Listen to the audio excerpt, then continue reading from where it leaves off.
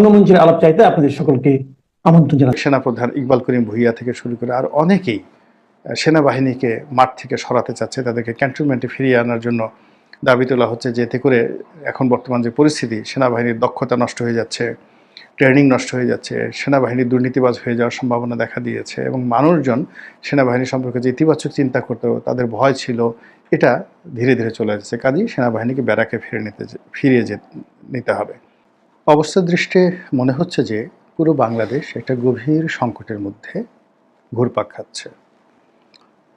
কেবলমাত্র সংকট বলে ভুল হবে, যখন তিন দিক থেকে সংকট আসে এবং এসে সেই সংকটগুলো একটা বিন্দুতে মিলিত হয় এবং সেই বিন্দুতে এসে যখন একটা ঘূর্ণিপাক তৈরি হয়, তখন মানুষ যে বিপদের মধ্যে পড়ে, ঠিক ওইরকম একটি জাতীয় সংকট আমাদের এই দেশে দেখা দিয়েছে।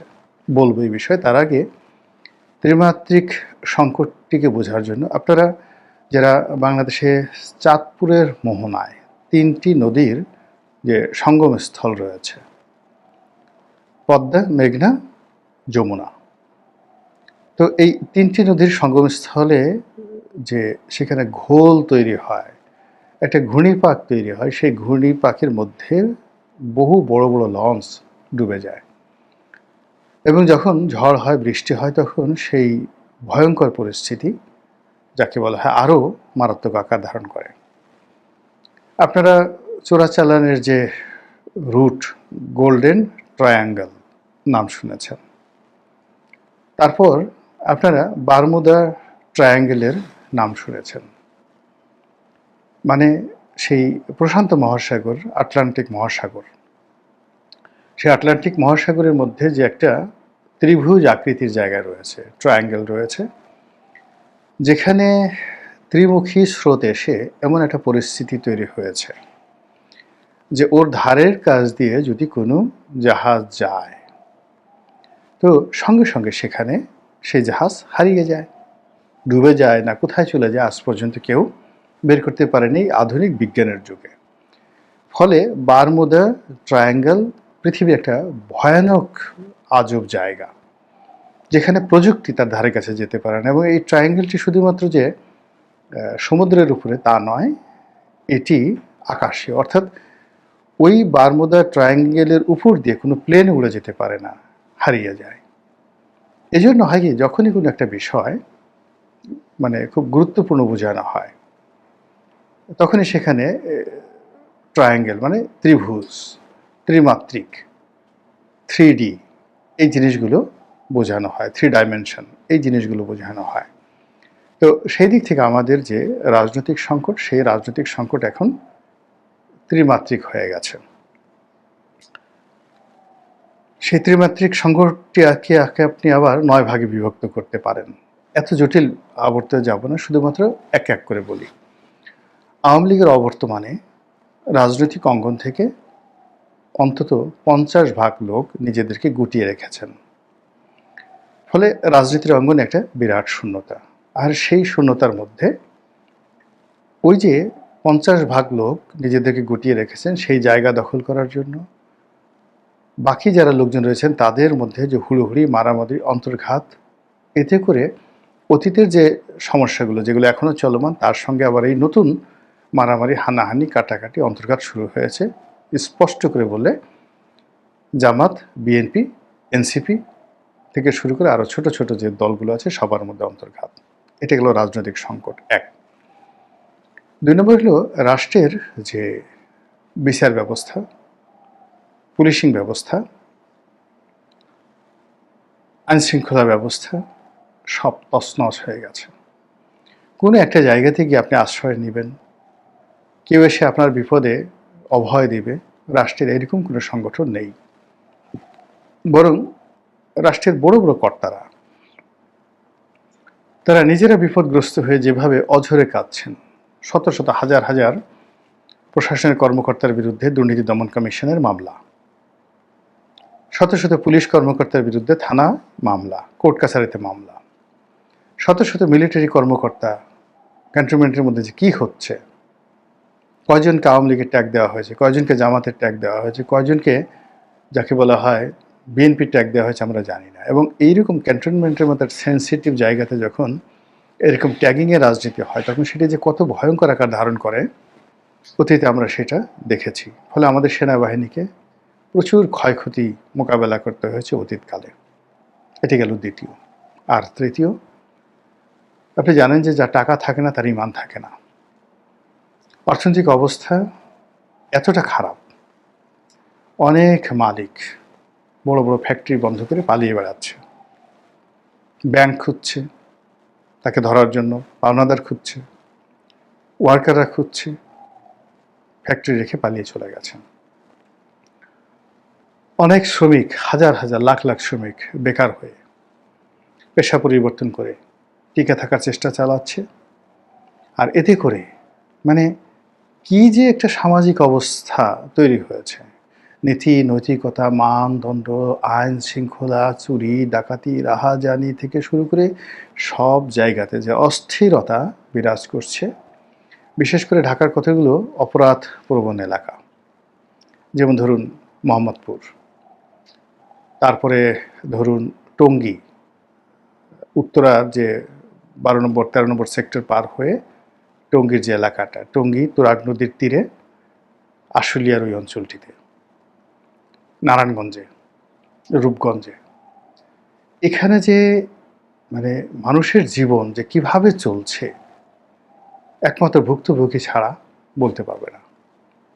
দেখলাম একটা ছিনতাইয়ের দৃশ্য, আমি জীবনে এরকম ছিনতাই করতে দেখিনি।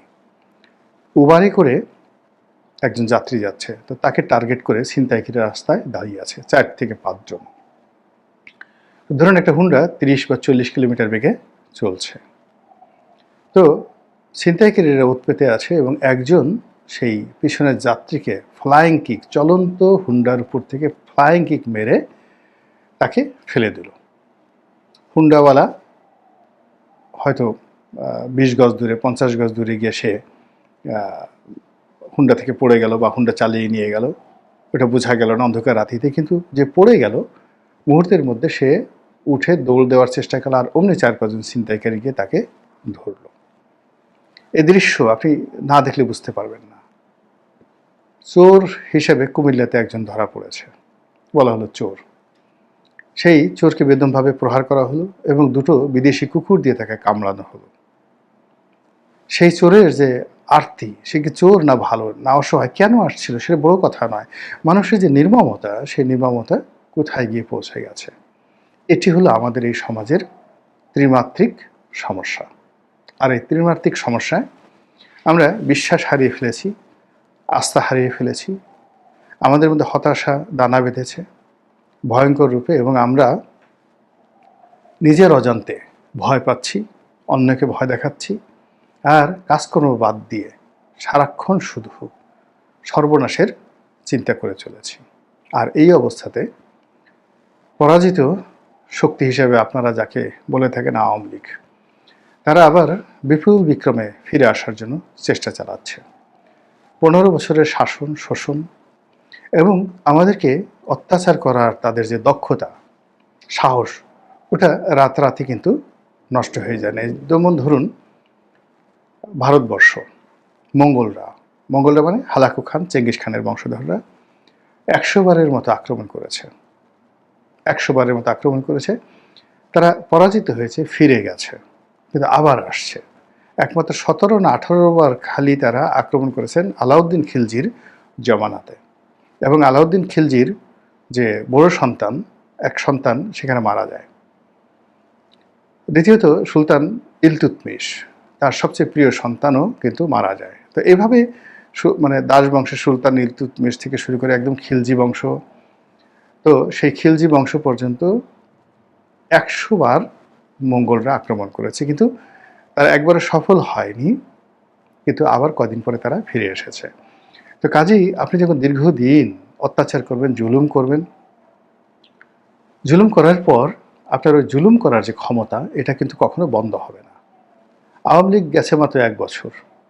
ধরুন 2001 থেকে 2006 পর্যন্ত যারা জুলুম করেছে, মাস্তানি করেছে, চাঁদাবাজি করেছে, পুরো দেশকে তছনছ করেছে, গত সেই 2006 থেকে 2025 পর্যন্ত 19 বছর বা 20 বছর, তাদের কি কোনো পরিবর্তন হয়েছে? দেখুন, পরিবর্তন মানে যখন শেখ হাসিনা চলে গেছে, ওই চাঁদাবাজির যে জায়গাটি, তারা অত্যাচারের যে জায়গাটি, জুলুমের যে জায়গাটি 15 মিনিটের মধ্যে তারা দখল করে ফেলেছে। তো সেই দিক থেকে যদি বিএনপির যারা লোকজন, যাদের অপকর্ম করার ক্ষমতা ছিল টানা 5 বছর, সেই 5 বছরের তাদের যে দক্ষতা, অভিজ্ঞতা 20 বছরও নষ্ট হয়নি। 20 বছর পথে প্রান্তরে ফকিরের মতো ঘোরার পরেও যখনই তারা সুযোগ পেয়েছে 15 মিনিটের মধ্যে তারা পুরো দেশ দখল করে নিয়েছে। তো সেই দিক থেকে যদি আপনি আওয়ামী লীগকে চিন্তা করেন যে 15 বছর ধরে তারা যে দক্ষতা অর্জন করেছে, ট্রেনিং পেয়েছে, তাদের যেভাবে মানুষকে অত্যাচার করার যে সাহস হয়েছে, শক্তি হয়েছে, অর্থনৈতিক ভিত্তি হয়েছে, তারা যদি ফিরে আসে 15 সেকেন্ডের মধ্যে কি তাণ্ডব ঘটাবে, এটা মানে বোঝার জন্য খুব রকেট সায়েন্স দরকার হয়নি। এবার ধরুন 1971 সনে, 1971 সনে কত আগে, 58 বছর হয়ে গেছে না?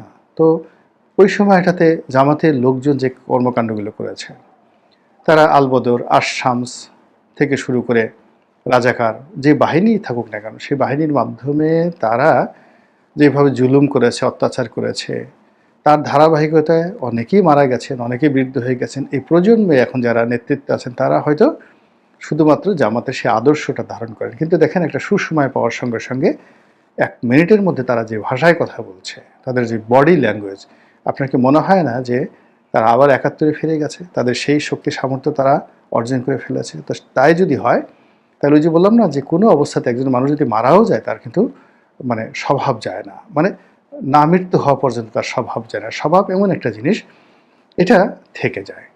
ফলে এই রাজপথে আওয়ামী লীগের যে কর্মকাণ্ড, আওয়ামী লীগ যা করতে পারে, এটা 1954, 1953, 58 থেকে শুরু করে একেবারে 2025 পর্যন্ত আপনি পুরো একটা গ্রাফ টানেন, এবং সেই গ্রাফ টানার ফলে তারা যা যা করতে পারে সেটা থানা জানে, পুলিশ জানে, মিলিটারি জানে, সাধারণ জনগণ জানে, তাদের যারা রাজনৈতিক প্রতিপক্ষ জানে, সবাই জানে। আর সেই অবস্থাতে মাত্র 1 বছরের মাথায় তারা প্রতিদিন সারা বাংলাদেশে 30, 35, 40, 50টি করে ঝটিকা মিছিল করছে। কখনো কুমিল্লা হাইওয়েতে, কখনো চট্টগ্রামে, কখনো কক্সবাজারে, কখনো নারায়ণগঞ্জে, কখনো ঢাকার মোহাম্মদপুরে, কখনো সায়দাবাদে, সব মিলিয়ে আবার তারা এগুলো আবার সোশ্যাল মাধ্যমের মাধ্যমে জানান দিচ্ছে যে আজকে আমাদের 40টা হলো, আজকে আমাদের 36টি হলো, এবং আজকে অমুক জায়গাতে এতটি হয়েছে। এবং তারা শুধু এই কাজগুলো এখানে স্টপ রাখছে না। তারা দেখুন দিল্লিতে তৎপরতা চালাচ্ছে, কলকাতাতে তৎপরতা চালাচ্ছে, লন্ডনে চালাচ্ছে, আমেরিকাতে চালাচ্ছে, ঢাকা শহরে চালাচ্ছে। সব মিলিয়ে তারা তাদের প্রতিপক্ষকে রীতিমতো তটস্থ রাখছে। সিরিজ অব ওয়েব বৈঠক করছে। সেই ওয়েব বৈঠকের ভিত্তিতে এই যে ভাঙ্গাতে একটা মারামারি হয়ে গেল, কি ব্যাপক মারামারি, মানে রীতিমতো গোপালগঞ্জে কি হয়েছে তার সাথে আরও বেশি ভাঙ্গাতে হলো। কি জন্য? সেখানে সাবেক সংসদ সদস্য নিক্সন চৌধুরী একটা হুকুম দিয়েছেন, সেই হুকুম অনুযায়ী নাকি ভাঙ্গাতে এত বড় ঘটনা ঘটে। তো নিক্সন চৌধুরী যদি হুকুম দিয়ে এখনও ভাঙ্গাতে এই ঘটনা ঘটাতে পারে, তাহলে নিক্সন চৌধুরীর চাইতে অনেক শক্তিশালী সংসদ সদস্য আওয়ামী লীগের ছিল। শামীম ওসমান কী করতে পারে? সে তো আরও বেশি কাজ করতে পারে। এভাবে অনেকের নাম বলা যেতে পারে। দোহারে, নবাবগঞ্জে সালমানুর রহমান কি করতে পারে না? সে জেলখানায় বসে কিন্তু অনেক কিছু করতে পারে, তার সেই ক্ষমতা আছে। এতদিন যাবত সে দোহার, নবাবগঞ্জ পুরো এলাকা সে রাখছে। ব্রাহ্মণবাড়িয়াতে আনিসুল হক কি কিছু করতে পারে না? শাহজাহান ওমর কি বরিশালে কিছু করতে পারে না? তো এই ভিতরে এবং বাইরে মিলিয়ে আওয়ামী লীগ যে তৎপরতাগুলো চালাচ্ছে এবং এটা যেভাবে দিনের পর দিন বেড়ে যাচ্ছে, এটা রীতিমতো ভয়াবহ। এবং এই ভয়াবহ অবস্থা থেকে উদ্ধার পাওয়ার জন্য আইনশৃঙ্খলা রক্ষাকারী বাহিনীর যে তৎপরতা দরকার, সেটি সম্ভব হচ্ছে না। এর কারণ হলো এই যে 15 বছর আওয়ামী লীগের তাবেদারি করে মামলা মোকদ্দমায় পড়ে পুলিশ বুঝে গেছে যে রাজনৈতিক সরকারের কথা মতো যদি চলা যায় বা চলতে হয়, তাহলে জেলের ঘানি টানতে হবে সারা জীবন, পুরো ফ্যামিলি শেষ। তার চেয়ে বরং যদি কোনো অন্যায় নির্দেশ না মেনে চাকরিটা চলে যায়, ভিক্ষা করে খাওয়া যাবে, রাস্তায় রিক্সা চালিয়ে খাওয়া যাবে, এটা অনেক অনেক নিরাপদ চাকরি হারিয়ে। কিন্তু কোনো কারণে যদি কোনো কর্তৃপক্ষের হুকুম শুনে, অন্যায় আবদার শুনে যদি একটা কারো প্রতিহিংসার মানে শিকার হয় এবং পালা বদলের পরে যদি এখন যেভাবে আর্মির লোক, এখন যেভাবে পুলিশের লোক, সিভিল সার্ভিসের লোক মামলার ঘানি টানছে, এইভাবে যদি তাদেরকে মামলার ঘানি টানতে হয় তাহলে মানে পুরো পরিবারকে রীতিমতো জাহান্নামের আগুনে ফেলে দেওয়ার মতো একটা অবস্থা। তো এই কাজগুলো এখন কোনো পুলিশ কর্মকর্তা বা রাষ্ট্রের কর্মকর্তা দায়িত্ব নিয়ে সেই কাজগুলো করছে না। ফলে দিদা আসছে, আওয়ামী লীগের যে মিছিল বেড়ে যাচ্ছে, আর আগে যেভাবে বিএনপি, জামাত, তারপর এনসিপি একত্রে মিলে এই মিছিল প্রতিহত করত, তাদের মধ্যে সেই ঐক্য নেই।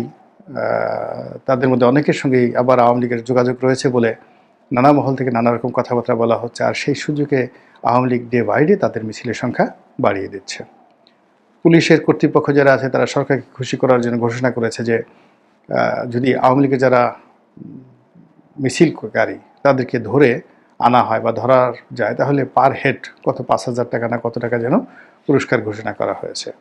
এতে কিচ্ছু হবে না, কোনো উপকার হবে না, উল্টে ফেলে এটা বুমেরাং হবে, টাকা যাবে এবং নিরীহ কিছু লোকজনকে ধরে এনে মানে যাকে বলা হয় রাস্তায় একেবারে নিরীহ পাবলিক, অসহায় নিরীহ পাবলিক, তাদেরকে পুলিশ ধরে এনে কর্তৃপক্ষের কাছে দেখবে যে আজকে মিছিল করেছে 100 জন, আমরা এখান থেকে 10 জন ধরেছি, 50,000 টাকা তারা পুরস্কার নিয়ে গেল, আর সেই 10 জন অসহায় লোক সেই ঘানি টানলো। এবং পুলিশ পারে না, মানে মিথ্যা মামলায় জড়ানো, মানে পুলিশের যে দক্ষতা, আমাদের দেশের পুলিশের দক্ষতা, এরা পারে না এমন কোনো কুকর্ম নয়। টাকা নিয়ে তারা দুনিয়ার সবচেয়ে অসহায় মানুষটিকে ফাঁসির কাস্টে ঝুলিয়ে দিতে পারে। এই বদনাম আমাদের পুলিশে আছে। এখানে মানবিক পুলিশের চাইতে অমানবিক পুলিশ বেশি, এখানে ভালো পুলিশের চাইতে ঘুষখোর পুলিশের সংখ্যা বেশি। তো কাজেই এই জিনিসগুলো সরকার যেভাবে চাইছে সেভাবে হবে না, ফলে এখানে আতঙ্ক বেড়ে যাচ্ছে। ইতিমধ্যে সেই মোহাম্মদপুর এলাকার 3 জন পুলিশ কর্মকর্তাকে সাসপেন্ড করা হয়েছে, কিন্তু পরিস্থিতির উন্নয়ন হচ্ছে না। অন্যদিকে সাবেক সেনাপ্রধান ইকবাল করিম ভূঁইয়া থেকে শুরু করে আর অনেকেই সেনাবাহিনীকে মাঠ থেকে সরাতে চাচ্ছে, তাদেরকে ক্যান্টনমেন্টে ফিরিয়ে আনার জন্য দাবি তোলা হচ্ছে, যে এতে করে এখন বর্তমান যে পরিস্থিতি, সেনাবাহিনীর দক্ষতা নষ্ট হয়ে যাচ্ছে, ট্রেনিং নষ্ট হয়ে যাচ্ছে, সেনাবাহিনী দুর্নীতিবাজ হয়ে যাওয়ার সম্ভাবনা দেখা দিয়েছে, এবং মানুষজন সেনাবাহিনী সম্পর্কে যে ইতিবাচক চিন্তা করতো, তাদের ভয় ছিল, এটা ধীরে ধীরে চলে যাচ্ছে। কাজেই সেনাবাহিনীকে ব্যারাকে ফিরিয়ে নিতে হবে।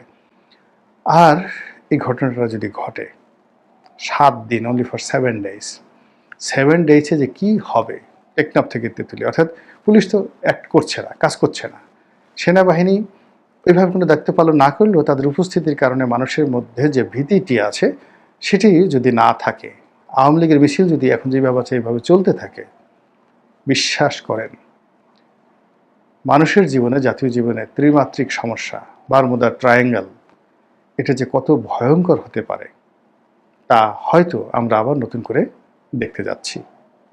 মহান আল্লাহ আমাদের সবাইকে হেদায়েত দান করুন।